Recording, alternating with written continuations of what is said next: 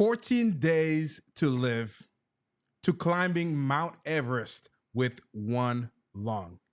What's going on? What's going on, everybody? It's your boy, Storyteller Jet, with another episode of the That's So Fire talk show. And today I have a special treat for you. And I hope that you guys are grabbing your pen, grabbing your notebook, because this is going to be a jam-packed talk show with my man, Sean, here. Let's go, baby. Sean, such a pleasure meeting you, man. Pleasure meeting you. We go way back. Yeah, go way back. What, like how many? 15 minutes ago. This is incredible. Man, once, basically, before we get started, I would like to do a quick shout out to my man, Mike Sirac from That One Agency. He's the one that connected us, and super amazing human being. Man, he's such a great dude. Connector. Amazing great connector. If you are looking for a great group and podcast doing all of that, definitely reach out to Mike Sirac from That One Agency. But such a pleasure meeting you. You have such a fantastic story, and I cannot wait to delve into that story today with all the things that you've learned. Man, this is going to be jam-packed. Let's start by doing a quick introduction of who you are, and then we'll see where the conversation goes. Do it, man. My name is Sean Swanner. I like long walks on the beach, little puppies, and picnics in the park. Wow. But I have also become the only person in history to climb Mount Everest. I've climbed the highest mountain on every continent. I've skied to the North Pole, skied to the South Pole. I've completed the World Championship Ironman Triathlon in Hawaii. Most recently ran 7 marathons on all 7 continents in just 7 days. And all of that I completed after surviving 2 terminal cancers, a prognosis of 3 months to live, 14 days to live. I was read my last rites. I was in a medically induced coma for a year of my life, and I did all that with just 1 lung. That is insane. that is mind-boggling that you've done so much, and that was after you were diagnosed with 2 cancers and having 14 days to live. Yeah. But if you look back at your life, my life, anyone's life, everything that you've been through builds you stronger or breaks you down to go through more. And everybody who's going through a difficult time, if you look back at your life, we have all survived 100% of life's most difficult moments. Mm. And that's where your power comes from. And most people don't realize that. They get down on their life, like, oh my God, this sucks. I'm having such a hard time. But look at everything you've already overcome. This is just another challenge to build you up and make you stronger. Yeah, absolutely. One of the very first questions I like to ask, and then we can dive into all of the great things that I know that you're going to be sharing in just a moment. What's your origin story? What were you doing before that prognosis with cancer? Well, see, when a man loves a woman and they get together, you don't want to go back that far. No, yeah. Maybe 5 generations back. Right. It's a good point. So my origin story. I grew up in a very small town in Ohio. My backyard was a cornfield or a bean field, depending on the season, which if you kind of look at it from that perspective, I was out playing in the cornfields. Maybe the pesticides caused some things. I don't know. I was into everything. I did soccer, I did football, I did basketball, I did cross country, I pole vaulted, track, swimming. I mean, everything, and my life was completely normal until in the 8th grade. I will never forget it. I was going up for a layup in basketball.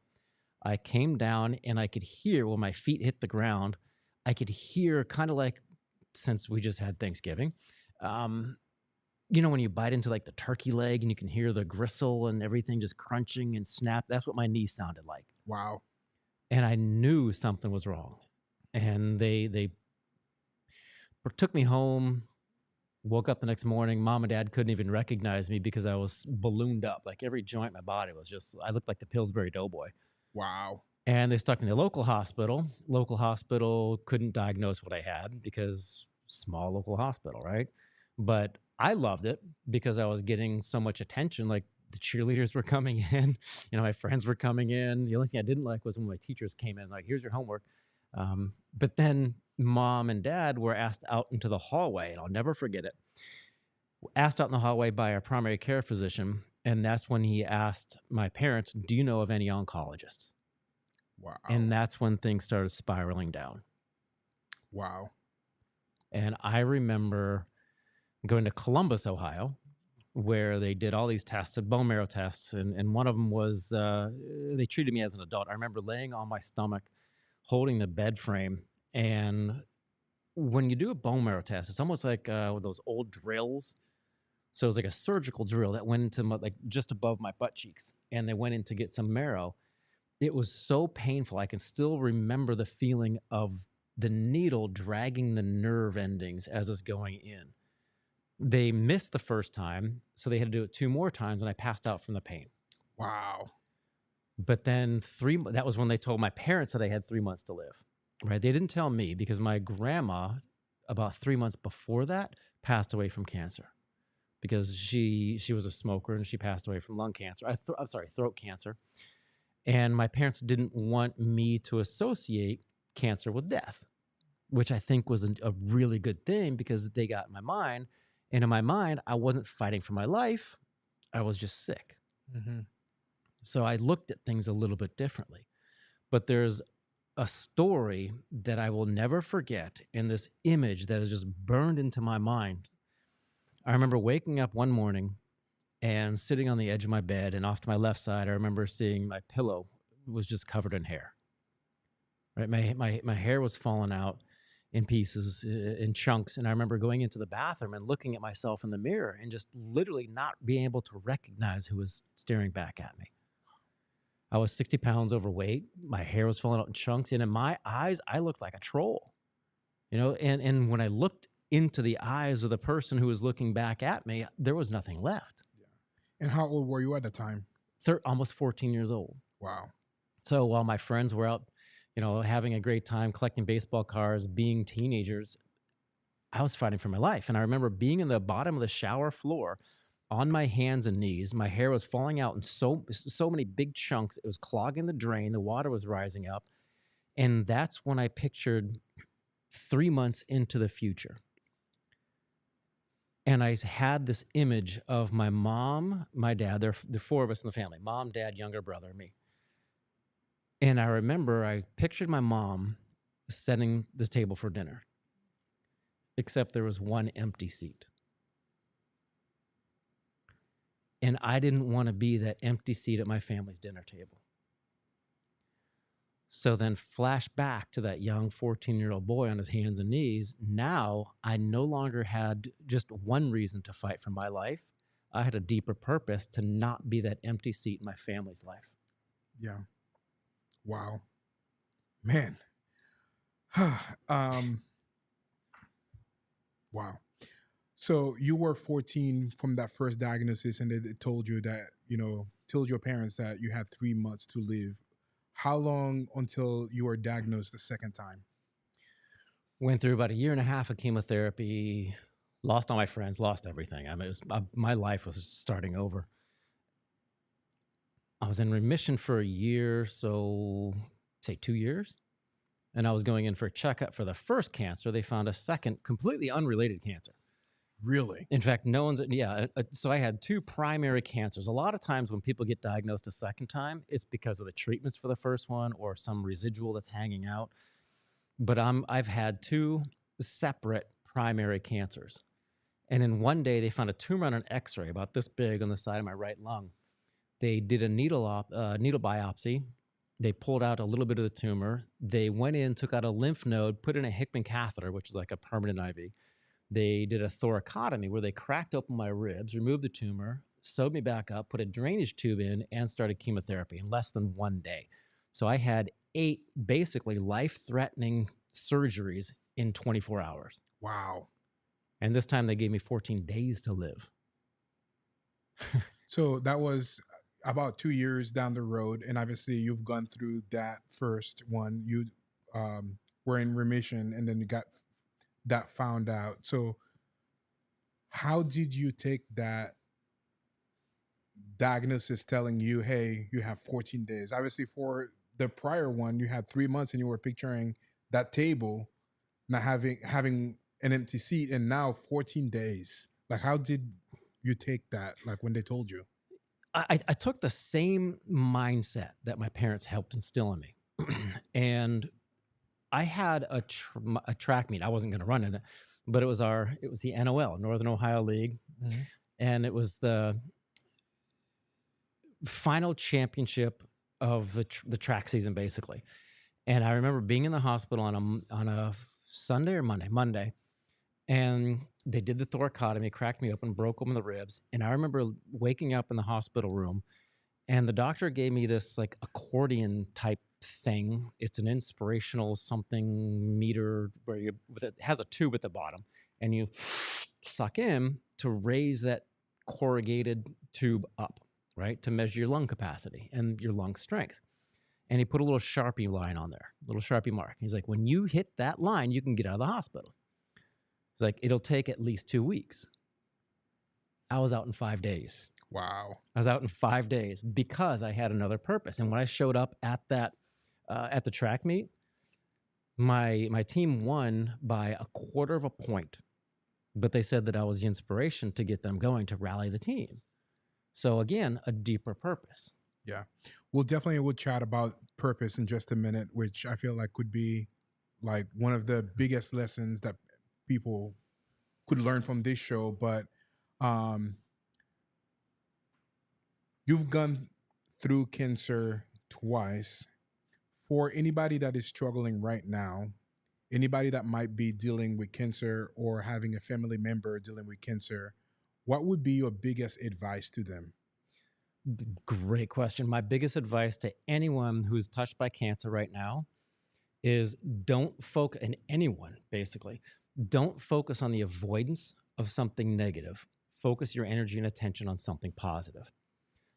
For me, when I was that little boy on the shower floor, my hands and knees, I consciously chose, I didn't want to focus on not dying. I wanted to focus on living.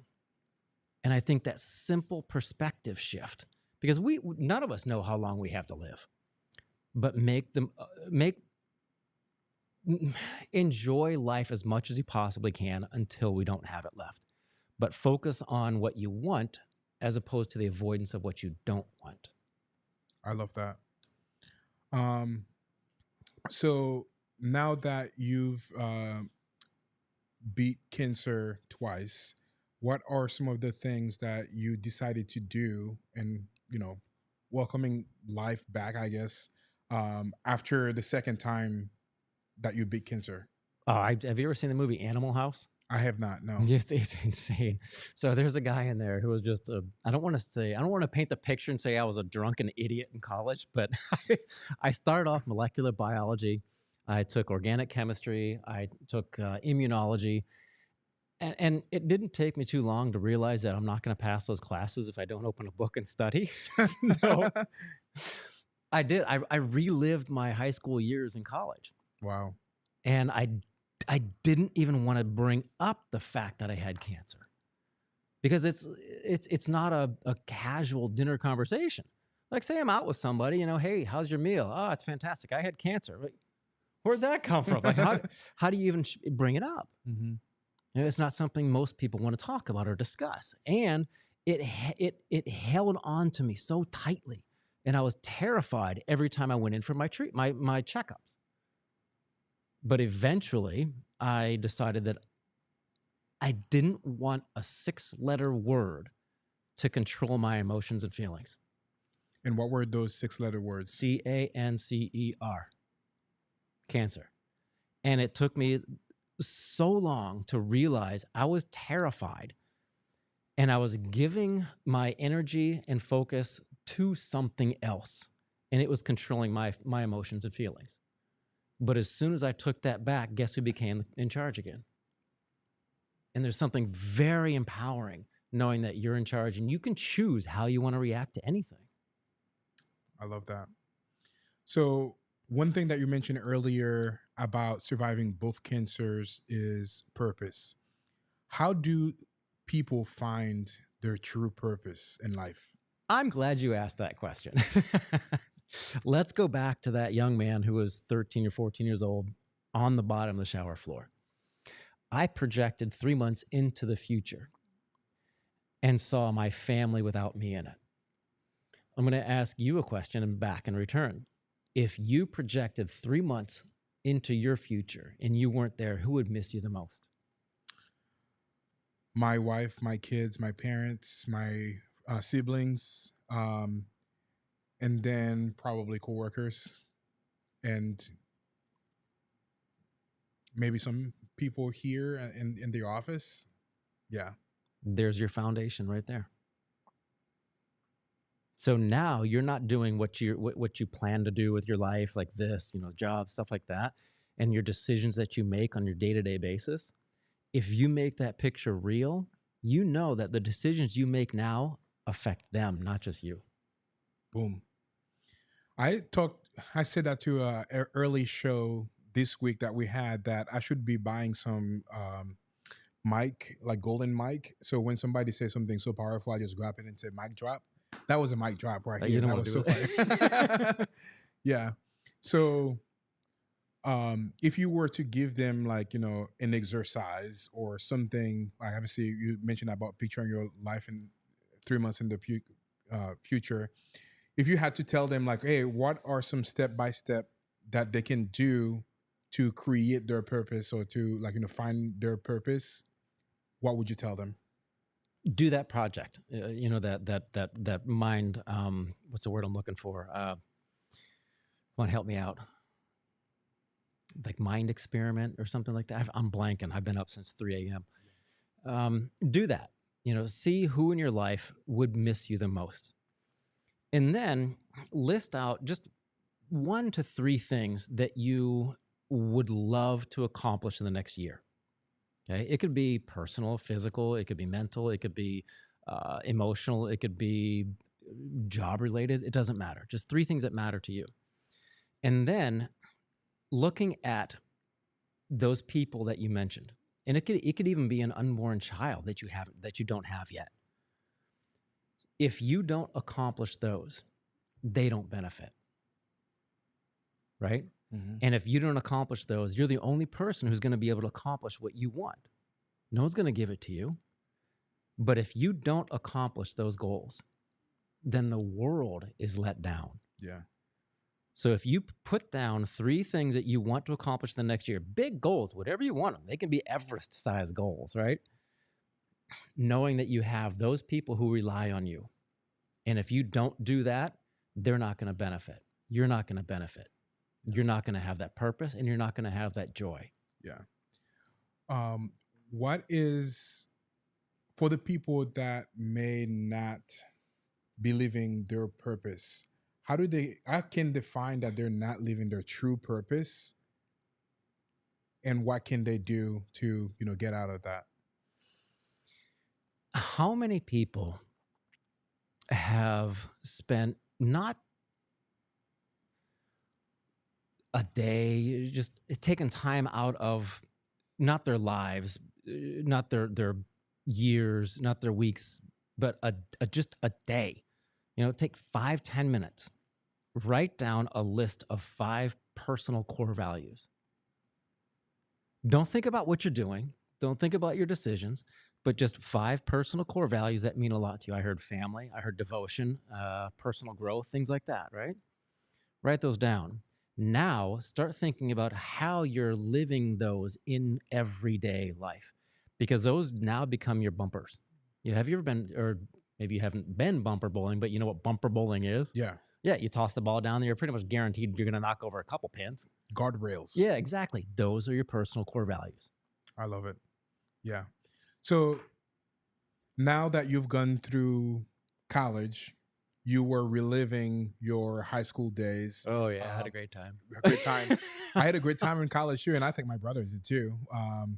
So what were you going to school for? And now I know that you an author, you coaching, you have done TED Talks and climbed Mount Kilimanjaro's, Mount Everest, and all this fun stuff.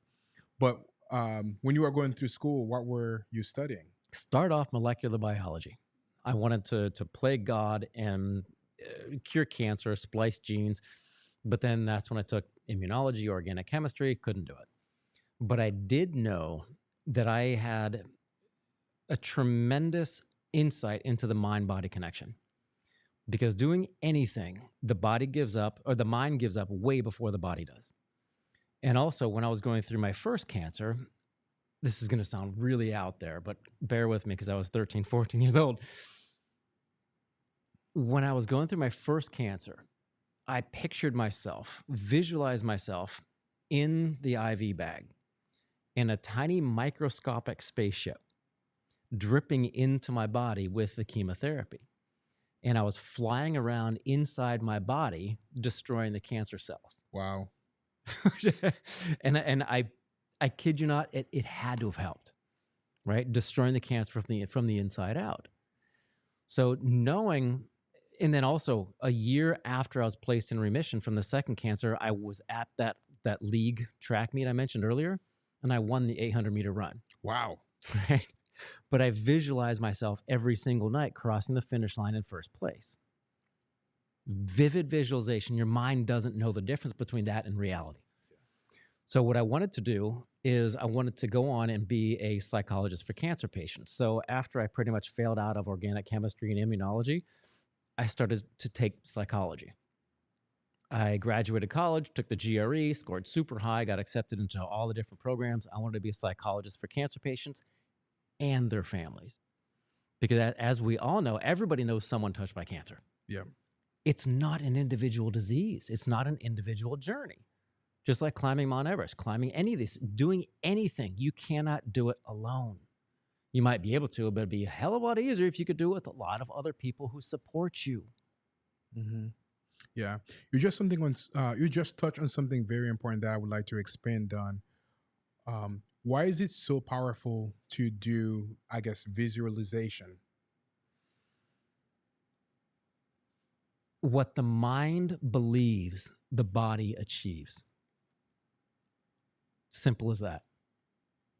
If you think something's possible, you're right. If you think something's not possible, guess what? You're right. And that it also dawned on me a while ago that you should never allow someone else's limitations become your reality. Because a lot of people, when I first told people, hey, I'm going to go climb Everest. You know, you're crazy. It's not physiologically possible. It is impossible to climb Everest with one lung. Like, well, maybe for you. But the only way to find out is to go try. Yeah. So where did that goal of climbing Mount Everest came from? How much time do we have? Interesting story. I was studying for my master's and my doctorate in psychology in Jacksonville, Florida. So not too far from here. And that's when I realized that I couldn't help others until I helped myself first. The whole time through college, the whole time in grad school, I had been dragging this bag of issues with me. And inside that bag was my cancer. And until I came face to face with that same kid in the mirror, I was terrified to look. And even now, sometimes I look in the mirror and I see that overweight troll looking back at me. Until I was ready to face that, I couldn't help anybody else. You can't pour from an empty cup. I mean, we've heard all those analogies before, and a lot of people think, well, I don't want to take care of myself because then I'm neglecting others. Well, it's just the opposite.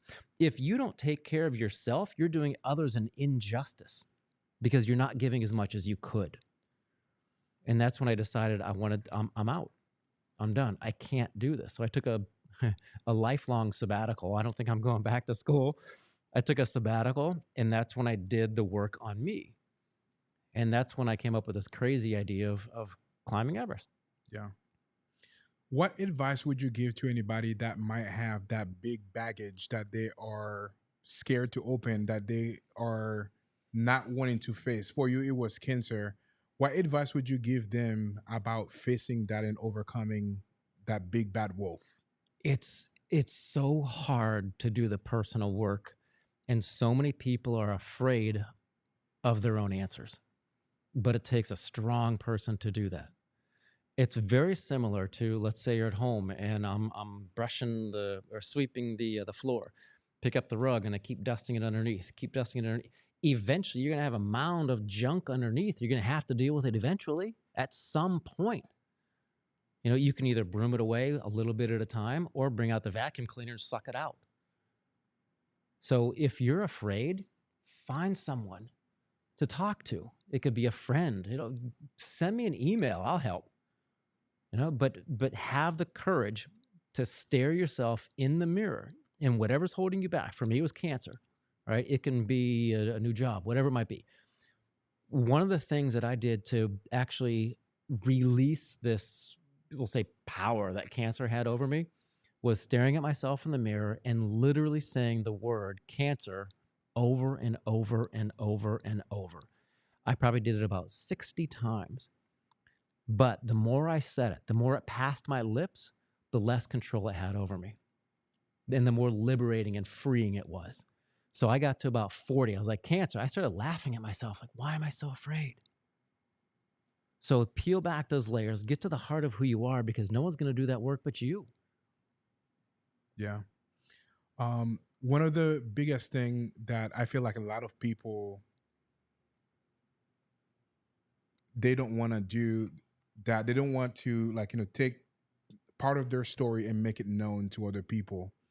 And I truly believe in that. Like, when you take those stories, the hardship, the setbacks, the things that you don't want other people to know about, when you put that in the open, that actually kind of helps you connect with other people more. So, and again, that's now like, a really, really big part of your journey. Can you talk a little bit about how powerful that is when you are using the things that had the strong hold of you to now impact other people? Again, that goes back to purpose. You can serve other people. And this is a very short answer. Your scars could be someone else's roadmap. Love it. But you could never help somebody else unless you share. Yeah. Yeah. So you had that big goal, climbing Mount Everest. What was the biggest lessons that you've learned from going that through that journey with one long? Oh, I thought you were going to say, what are the biggest lessons? Like, it's really cold.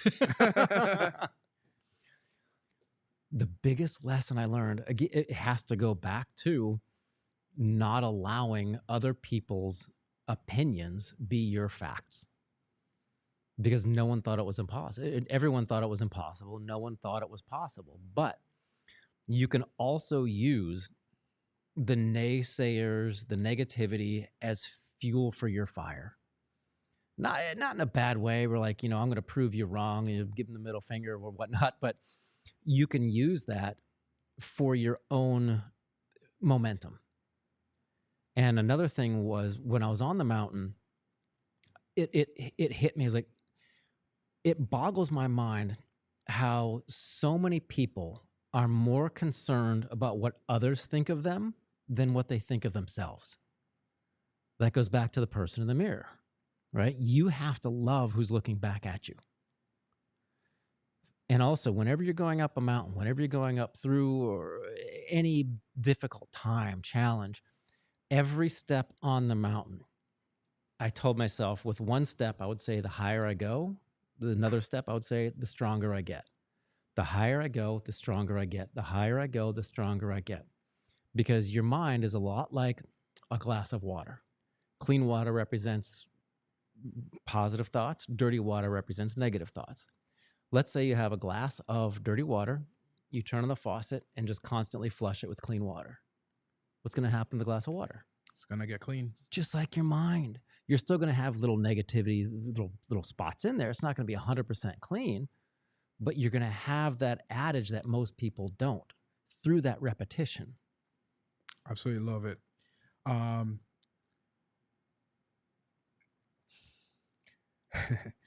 This is going to be a good one. Huh? I think so, but I'm going to rephrase that. So a lot of people, they're literally facing a humongous mountain in front of them. Obviously, you did that facing Mount Everest. For those people that might be facing their biggest obstacles, their biggest mountain ahead of them, what advice would you give them? the mountain's not going to climb itself. People aren't going to push you up that mountain. I was on Everest for 4 weeks. People don't realize that. You have to put on your boots and just put one foot in front of the other. Consistency is more important than intensity. So you have to just put one step in front of the other, one step in front of the other, one step in front of the other, and have a clear vision of your goal in mind. Again, going back to a deeper purpose. So when I summited Everest, the whole way along that journey, I wasn't alone. I had a flag that had names of people touched by cancer, folded up in my chest pocket close to my heart as a constant reminder of my goals and my purpose on the mountain. When I got to the summit, I unfurled that flag and wrapped it around the top of the world, forever commemorating cancer patients worldwide. So if you're sitting there and you're looking at the top of the peak, first of all, visualize yourself up there. Secondly, make sure you have a deeper purpose. Make it about something bigger than just you. And then the third one we just mentioned is take away one step at a time. But you have to take that first step. Love it. So when you reach to the peak, tell me a little bit about that experience. It was really cold. It was kind of lonely, but then I realized I had that flag. But it was also an amazing moment realizing when you're standing on top of the world, literally nothing on earth is higher than where you are. And when you're that high, because when you get lower in altitude, the sky gets blue, blue, blue, blue, blue. Up there, because there's less atmosphere for the sun rays to filter through, it's very, very dark blue, almost black. Really? Yeah. That's incredible. It's so cool. Yeah. Wow. So you are a multiple world record holder. Can you share with me a little bit of like some of the other things that you have done that helped you win those? Yeah. I know there's like a 7 continent. Last year, most recently, I ran 7 marathons on all 7 continents in 7 days. First guy with one lung to do it. First person with one lung to do that. The 7 summits, the highest mountain in every continent. First cancer survivor to do that. First cancer survivor to do the 777. And like I said earlier, the only person to do what I've done. But the Explorers Grand Slam, which is, I think, sounds like a Denny's breakfast platter. But it's the 7 summits and the 2 poles. First cancer survivor to do that. First 2-time cancer survivor to do that. First person with one lung to do that. First guy with one lung to do the World Championship Ironman triathlon in Hawaii. And then the only person who's ever had Hodgkin's and Askins sarcoma, the 2 cancers. I don't think we mentioned those. Yeah. Hodgkin's and Askins, advanced stage 4 for both of them, 3 months to live and then 14 days to live for the second one. And I didn't mention, I remember laying in the hospital bed and a man of the cloth comes in, rosary in one hand, a Bible in the other hand, and asked me if I want my last rites read to me. I was like, dude, I'm not dead yet. Yeah. That is crazy. Yeah. Yeah. And then the hospital wanted me to write out a living will. So I look at my parents, I'm like, isn't my younger brother going to get my hand-me-downs anyhow? Like, what is a hospital? What could they possibly want? Yeah. So the only person I've ever had, and the longest survivor of Askins sarcoma as well. So I'm on borrowed time. And how long has that been since you get that 14 days diagnosis? 35 years now. Yeah. I don't know. I'm not good. I graduated as a psych major, not a math major. You put me on the spot. Yeah. Incredible. Man, this is such a powerful story. And are you going to be talking about some of these things in your new book coming up? Yes. Yeah. Can you talk to me a little bit about your new book coming up? Absolutely. It's called the True Summit. And there's a difference between the false summit and the true summit. So being very vulnerable, when I reached the North Pole, I had a flag that was very similar to what I did with Everest. And I did the same thing with the 7 summits, right? The other 6 mountains. Put a flag on top of each one of those. And the whole way leading up to the North Pole, I had a flag that was 7 feet by 6 feet, thousands of people's names, thousands of people touched by cancer on it. And it's an award-winning film on Amazon now. And I remember when the camera came over, it's like, Sean, you just accomplished whatever no one's ever done before. How do you feel? And on the outside, of course, I answered what I thought the camera wanted to hear. Like, I feel great. This is fantastic. I'm in tears, which I was. But inside, I kind of felt hollow because I had been chasing all these things as a check mark. And I kept asking myself, what's next? What's next? So when I got to the North Pole, I literally asked myself, now what? And it made me flash back to when I was going through my second cancer. And there were times that I went to bed, probably for a year and a half, where I was literally terrified to close my eyes at night because I didn't know if I was going to open them up the next day. You do that day in, day out for a year. You learn, to be comfortable in the uncomfortable. You also learn how every morning you open your eyes is a tremendous gift. But then when the doctor said, Sean, you're in remission, go live your life, have a wonderful time. My friends, my family, everybody, ticker tape parade, fantastic. Sean's in remission. My first thought, now what? So when I got to the North Pole, I had this hollow feeling. And it's very similar to what's called a false summit. I take a group up Kilimanjaro every year, and there's a place called Stellar Point right on the crater rim. And there's a sign that even congratulations. You get to the crater rim, Stellar Point, you're like, oh, this is fantastic. This is amazing. Your eye kind of catches the horizon, and all of a sudden you're like, oh man, that spot's higher. Mm-hmm. That's a false summit. When you look at something from down below, it looks like the top. Same thing in life. We are taught to chase after these false summits. The corner office, the bonus, the new car. For some people, the new family, the new husband, the new wife, whatever it might be. Always thinking this stuff is going to bring us happiness, right? Success does not equal fulfillment. Accomplishments don't often equal fulfillment. So that's what this book helps people discover. It helps you know when you're chasing a false summit. It helps you know when you're checking things off and you're feeling hollow inside. Have you ever accomplished a tremendous goal or anything that you've been trying to get for the longest time, and you get there and all of a sudden you're like, now what? Now what? That's what this book helps people with. Yeah. It helps them identify their false summits and go after their true summit. Yeah. So what are some of the things that people can do that want to find their true summit? Purpose. Going back to that young man who was battling on his hands and knees, fighting through the cancer, project into the future. Who's going to miss you most? What are your goals? Do you have the right people in place to help support you or bring you down? When you look around, let's just say you have all your friends and the people who are in your close circle in one room, you can probably go through there and be like, okay, he's good, she's good, that person's awesome. Oof. You have to be honest with yourself. Do you ever get a phone call and look at that and somebody's name pops up? You don't have to mention who it is, but somebody's name pops up and you're like, I can't deal with that right now. Because you're going to pick it up and you're even all the time, you're happy. Hey, how's it going? Oh, drains your energy. Make sure you're surrounded by the right people who are going to lift you up, who have common goals and common core values. And then one of the biggest things too, when I was, and this is all in the book, when I was in Antarctica climbing, so I was climbing the highest point down there called Vinson. And this is before trekking to the South Pole.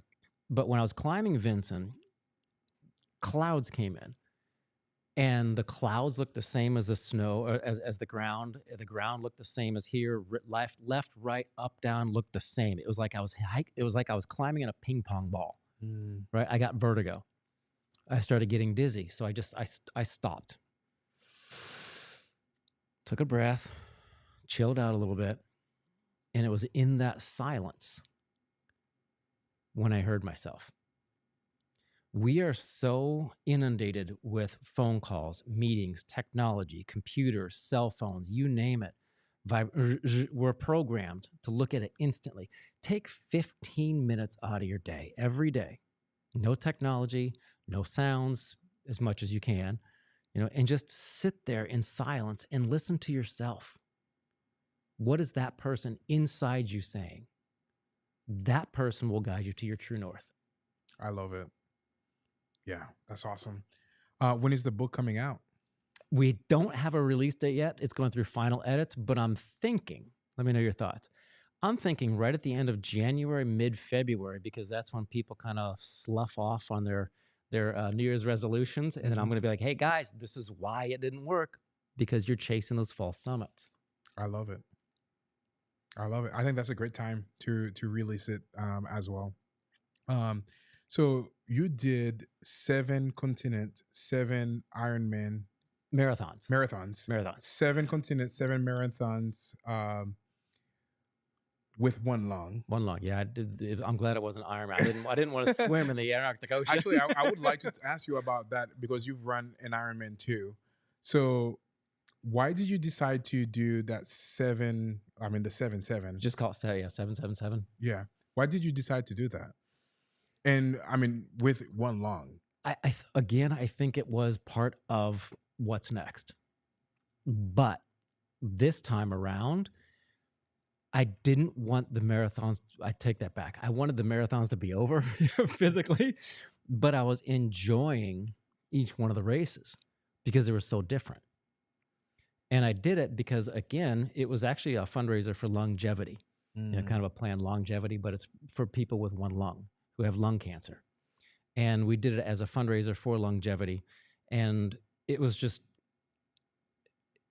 an amazing experience because in Miami, well, I guess I'll start in Antarctica. That was the first one because that's the biggest variable with weather. Once we got off the plane and once the race started, click, now we have 7 days to finish the last one. Mm-hmm. So we did I think it was 4 loops around the ice runway in Antarctica. And it was so weird because let's say the sun was over here and I was running this direction.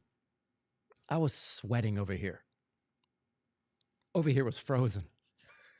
So then I would turn around, run the opposite direction, sweating over here, and this would freeze. And then we went to Cape Town where it was beautiful, then Perth, beautiful, and then Istanbul, both sides, and then Cartagena, it was 115 degrees. I had heat stroke, vomited a bunch of times, without getting too descriptive, had stuff coming out both ends. Finished in Miami, and my wife, who's behind the camera, she was in Miami, and I don't remember, I was so exhausted. I don't remember customs, immigration. I don't remember the Uber ride to the hotel. I barely remember her greeting me at the door. All I remember is waking up the next morning, like 3 hours later, getting in a convertible BMW and getting a ride from somebody. I don't know who, still to this day, no clue. Took me to the start line, and that's where we began the last race. Wow. But I did it to, again, that deeper purpose. We did it for longevity. Yeah. What was the biggest lesson that you've learned going through that journey of doing the 7-7-7? You need to rest. And you need to hydrate. I remember it was in Miami and we were at the last marathon. There was a guy there who claimed to be a doctor for the Miami Dolphins. And he was like, hey, does anybody need an IV like for hydration? I was like, ooh, absolutely. So he gave me an IV. I don't know who this guy is. I didn't see any credentials. I'm sitting there. He's got an IV going through and he's like, do you hurt anywhere?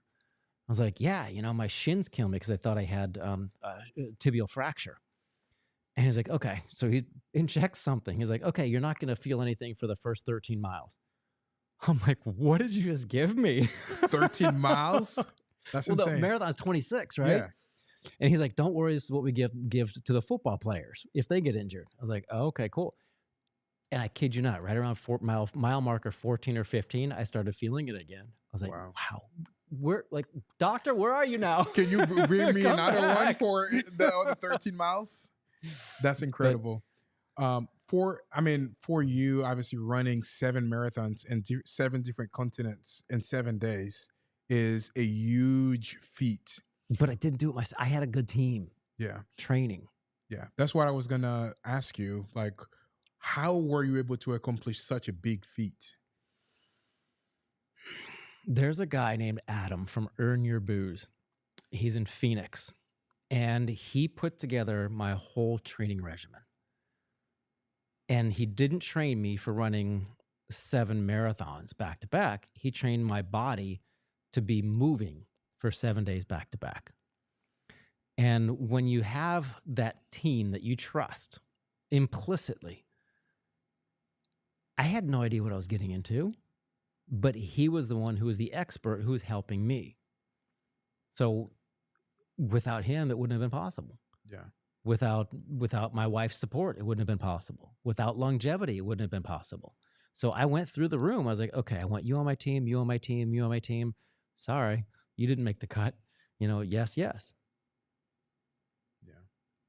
What's your biggest advice for people that might be facing something that they believe is impossible? First of all, it's not impossible. And if you break the word down, impossible, take off those first 2 letters, what do you have? I'm possible. Right? So if you look at it that way, and again, your mind's just like a glass of water. Keep telling yourself, yes, yes, yes, yes, I can do it, I can do it, I can do it, I can do it. That'd be the biggest thing, just believing in yourself. But oftentimes, too, if you're chasing those false summits, so many people are ego driven and they're doing it for the applause. They're doing it for the notoriety. If you remove the ego and you bring people with you, now you're starting a movement. And it's not going to feel hollow because you have other people to celebrate with. Let's say you hypothetically get to the top of a mountain peak by yourself. Yay, self high five. I want to hug people. I want to high five others. I want to have that emotional attachment to other people and share that moment together. Incredible. I really enjoyed like watching Iron Cowboy kind of talk some That of the guy's stuff. crazy. That is like crazy, but I feel like, I came home and talked to my wife about him. He was just like, okay, this guy, I mean, as a physician, she's like, okay, this guy is definitely crazy. But to hear your story and all the different things and getting to chat to you about it, it's been super fantastic.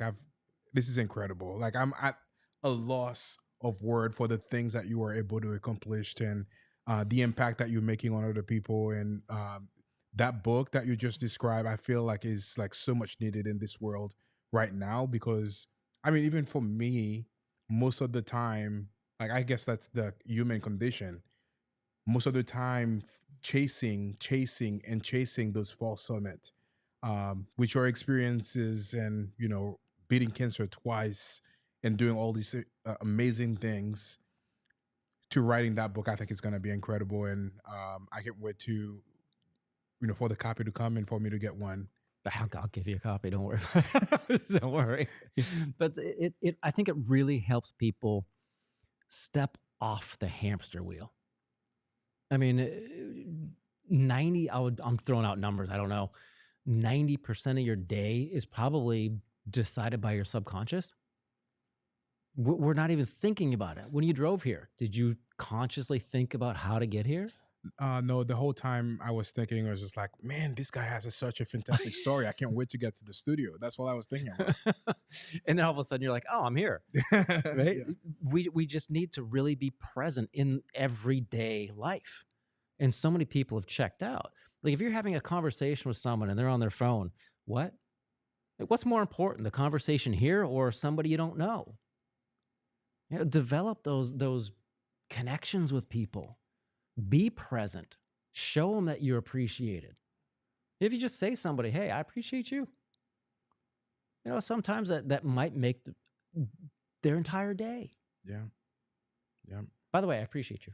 Thank you. I appreciate you too. I really enjoyed this conversation thus far. It's incredible.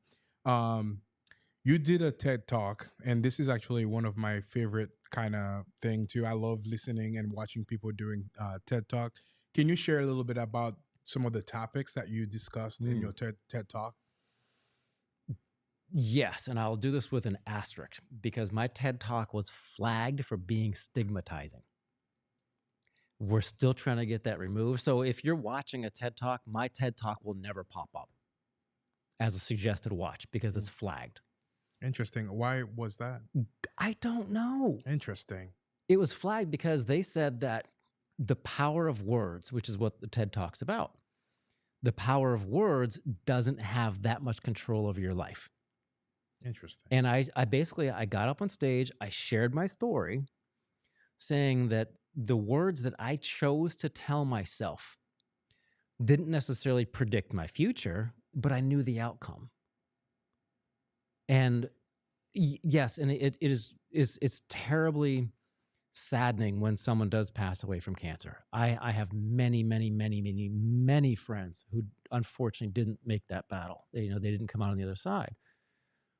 But with the power of words, you can choose what you want to do with your life and how that outcome is going to be.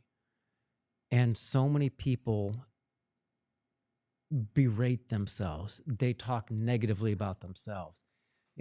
How much of your self-talk would you say is negative? That's one thing that that actually was going to be my next question for you too. Like most of us, we constantly be like thinking about the negative stuff. That is the things that are happening between those two ears. Right. Like for me, I would say a good portion of that sometimes are like that negative self talk. Oh, like going back to like the past too. Like for me, um, I was told by a teacher that I wasn't good enough to go to the best school in my town, that I was literally going to be wasting my parents' money. They told my parents that, like, right in front of me. I repeated the fourth grade, not because I wasn't smart enough, because I lacked focus. There is a bunch of other things as childhood growing up that obviously has stuck with me throughout the years. And a lot of the times, even though like I may be at a peak, but like those thoughts might pop up in my head saying, hey, you're not good enough, or you're not doing all this stuff. So what advice would you give to anybody that is having um I'm going to rephrase that question. One of the biggest hurdle that a lot of people might be facing is what's happening between those two ears. What advice would you give them to get those negative self-talk out for them to grow? The biggest issue that most people have is what I call the gremlin.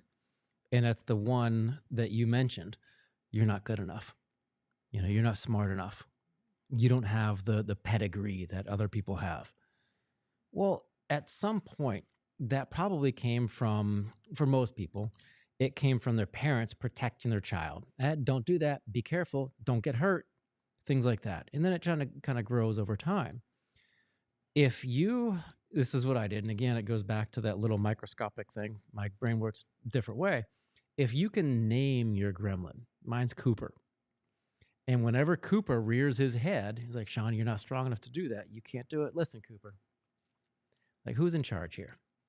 Me or you? Obviously, I am. And then I have this conversation where, hey, look, at some point in my life, you were there to support me and help me and protect me. We want what's best for me. Let's work together to get it. And Cooper hasn't reared his head in years, right?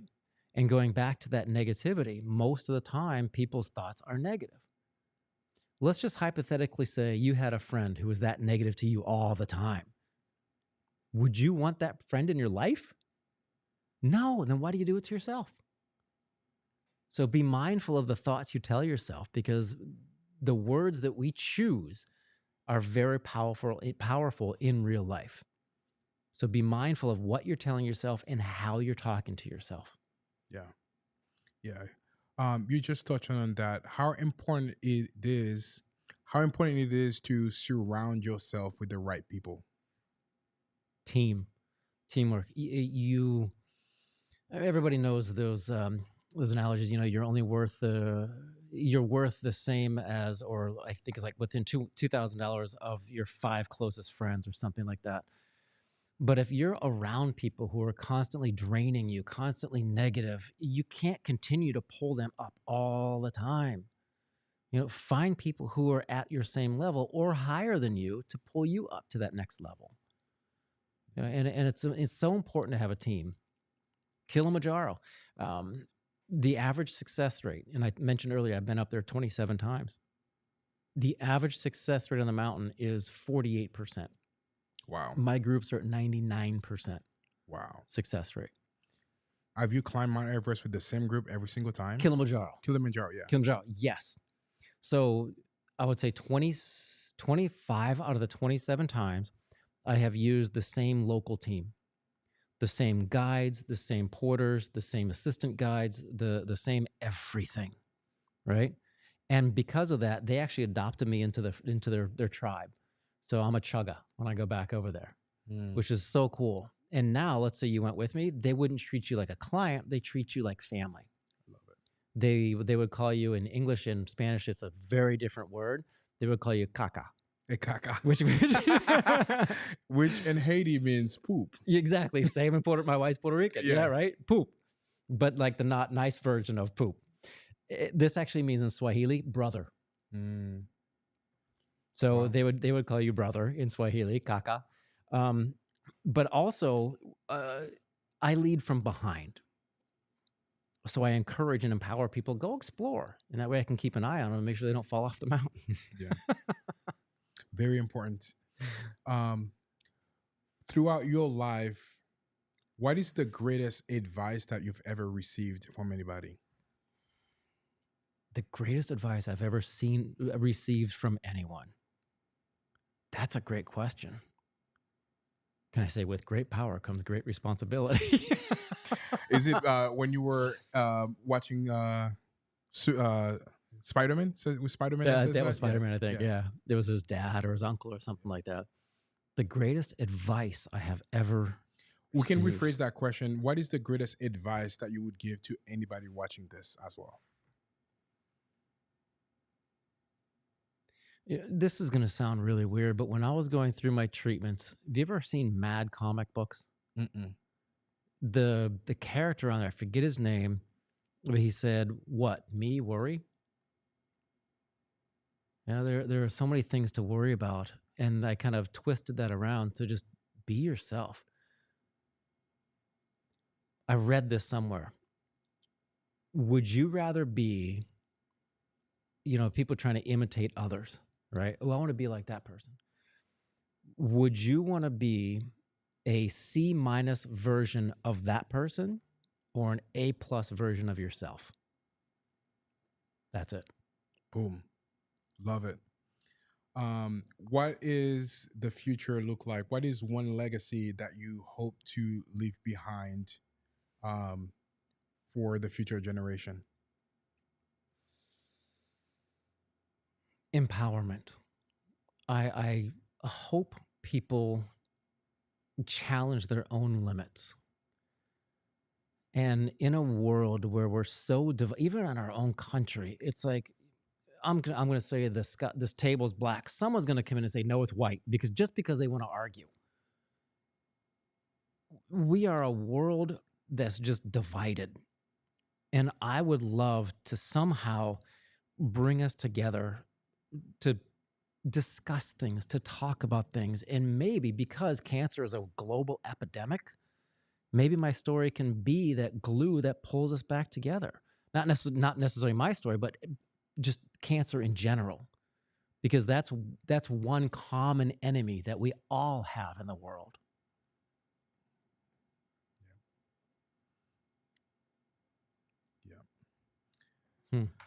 Yeah.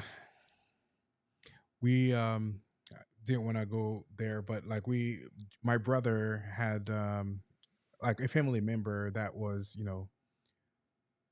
passed away at 14, leukemia. And that was probably like one of the hardest thing for, everybody to like experience. What advice would you give to the people that may have experienced like, that loss, um, that are going through that hard time? So that's a difficult question because everybody Very difficult. experiences loss Yeah. differently. And I wouldn't give advice. I would just turn it around and ask a question. And as I'm speaking, I'm trying to formulate that question in my mind. And it would probably go back to what you asked me, what's my legacy? What do you want to leave behind? Well, if you're going through a difficult time, let's say you lost a loved one or family member, not necessarily the same thing, but often most times they are, a family member, a loved one, to cancer or to a car accident. It does some sort of trauma. What's the legacy that you can carry on from that person? I just had a really good friend of mine. He lost his mom a couple days ago to cancer. And I asked him because he was with the family in the hospital and they were just all sad and talking about how much they miss her. And I said, why don't you go around the room and just share one thing that brings you joy, a memory that you had with your mom that's a positive memory, and hold on to those. My grandma's 103 years old. I'm going to be visiting her in a couple of days. And she has experienced so much in her life. And then you have infants who pass away from cancer. You never know when your time's going to be up. So try to make the most of every day we have. So if you're mourning the loss of someone, I'm terribly sorry. My heart goes out to you. But try to remember the good things. Because those are the reasons that person would want you to push forward. Yeah. And that's what makes things even so hard. But like that advice that you just, not advice, but what you just shared over here is extremely important, because like a lot of people might dwell so much on the pain and forget all the good things that they can kind of share with other people as well. So thank you for sharing that. Absolutely. So going back to the book, what is one of the biggest takeaways that somebody will get from getting your book?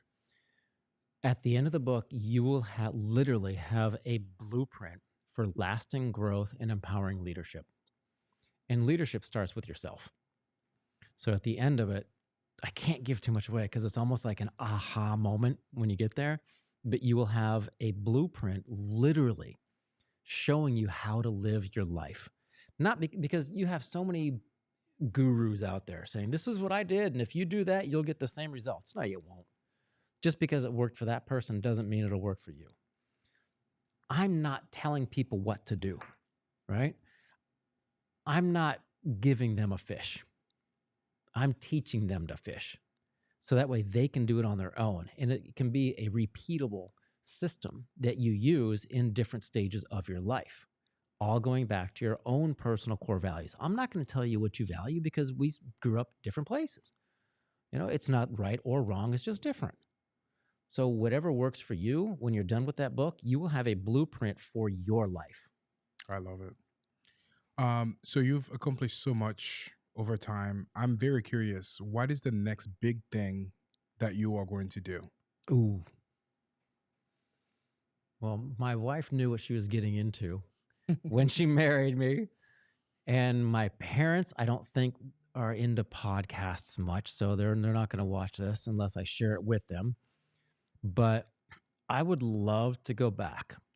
And maybe if I can get the right sponsorship, the support, the team, I would love to go back to Everest again and attempt it with my one lung and no oxygen.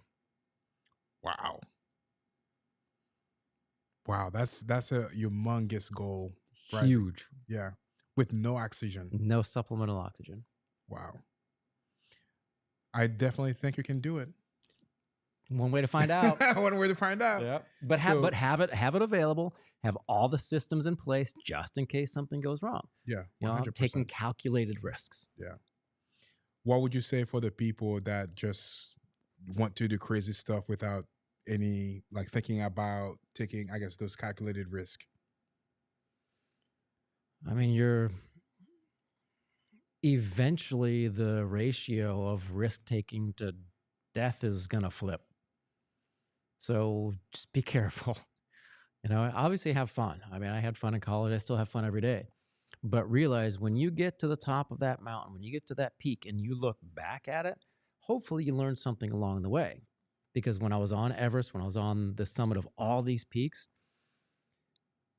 I was on the summit of Everest for 20 minutes. Took me 4 weeks to get there. You learn so much more about yourself on the journey than you do at the goal. Yeah. What were some of the things that you learned throughout that journey? I can handle cold very well. I have a deeper purpose. And with that deeper purpose, there is an untapped well of energy. And I also realized that when you put your mind to something and you put your heart and soul and they all align in the same path, nothing can stop you. Yeah. So now with your as an author, how many books have you written? I think 2 published, another one coming out, and 2 sitting on my laptop, cool. like in there. You want to chat about the one sitting on your laptop? What are some of the topics that people can expect to see from you in Well, the future? the big one's the True Summit, but the other one is Everest being unstoppable. I'm sorry, being unstoppable, conquering your Everest. So again, it's about you. And Kilimanjaro was into the self, but the True Summit, the new one that's coming out, literally goes through each one of those expeditions, and I learned something on each one of those expeditions that goes back to real life. Mm. And that's why I can't give them all the way, but Yeah, I know. Kilimanjaro was teamwork. I'm trying and to others. tread waters over here. What were the other 2 books that you've written? What were they about? That was it was Kilimanjaro. The concept was to write them in order, of the 7 summits. So Everest, Kilimanjaro, Elbrus, which is the highest mountain in Europe, and so forth. So I wrote the Everest book, and then I wrote the Kilimanjaro book, and then I wrote the Elbrus book.